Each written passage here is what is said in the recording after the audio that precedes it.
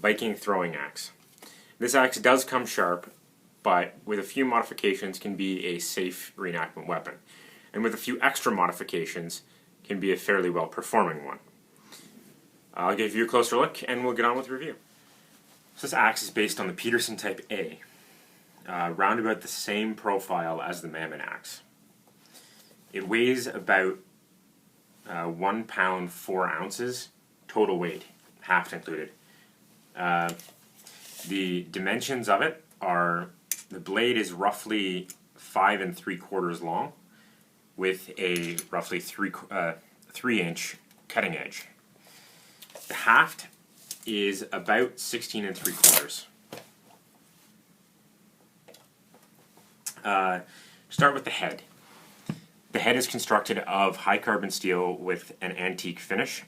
It basically looks like it was in the dirt for a while and got rusted. The edges are very crisp. They're almost sharp, and for reenactment should be rounded off to avoid injuries. The blade does come sharp. This particular one has been filed back and the corners rounded so that it can be used in reenactment without hurting anybody. It doesn't take much to get the edge up to specification. I am even going to take this one down a little bit further. It takes off a very minimal amount, probably about 1/8 of an inch or less. That can be done with an angle grinder, with a flap disc, a bench grinder, or a file. This one I believe I did with a file. The haft, that's where the main concern with this axe comes in. The haft is a beautiful piece of wood. The stain they use is very nice. The problem comes with the attachment of the head. Originally this axe, the head was attached exclusively with epoxy, which means that the axe could slide, the head could slide down the haft or off the end. Not very good for a throwing axe, and definitely not very good for a reenactment axe. I would recommend that for both purposes this be bottom hafted or tomahawk style, where the end of the haft comes to a swell that's larger than the eye of the axe, and then it's basically just forced up. Then what I normally do is put a leather guard underneath. That, number one, it protects the haft from strikes of other weapons when you're parrying, as well as keeping the head from sliding down onto your hands. And with that, if you need to take the head off to clean it, you just give it a tap on a hard surface to drive it down off the haft, instead of having to, in this case, it's wedged, without having to actually cut off the haft and then drive the wedged section back out. So bottom hafted is definitely the way to go for both, and that way you can reseat the head without any problems. This particular one, we did a leather wrap on it, and that was sort of to get a little bit of extra grip when wearing gauntlets so that the axe doesn't slide out of your hand completely.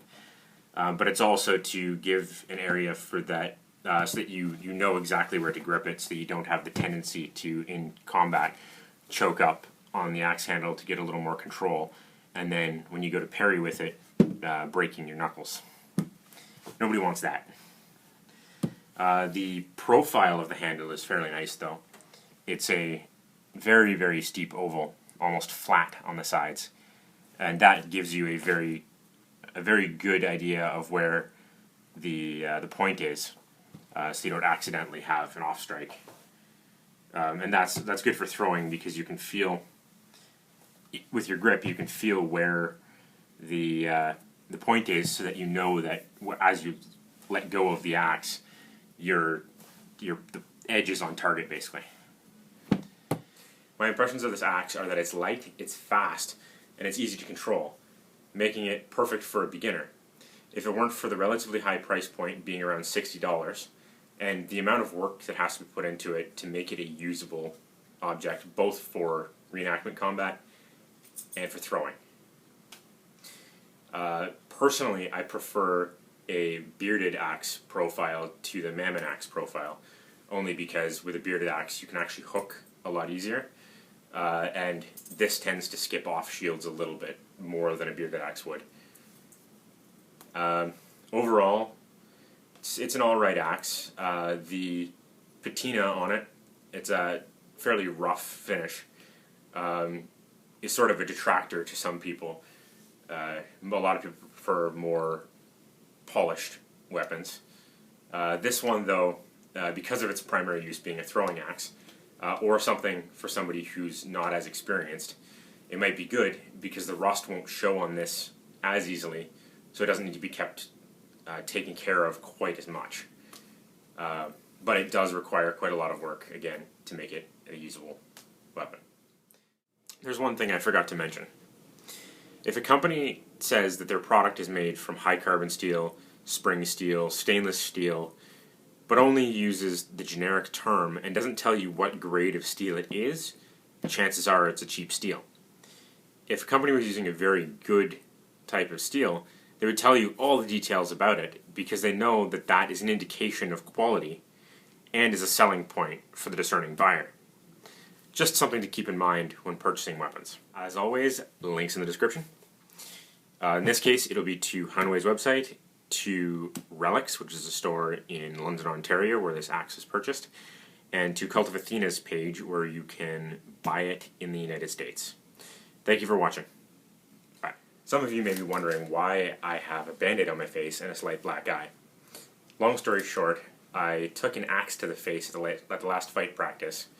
Then a little while after that, I went berserk, and I might be on the news.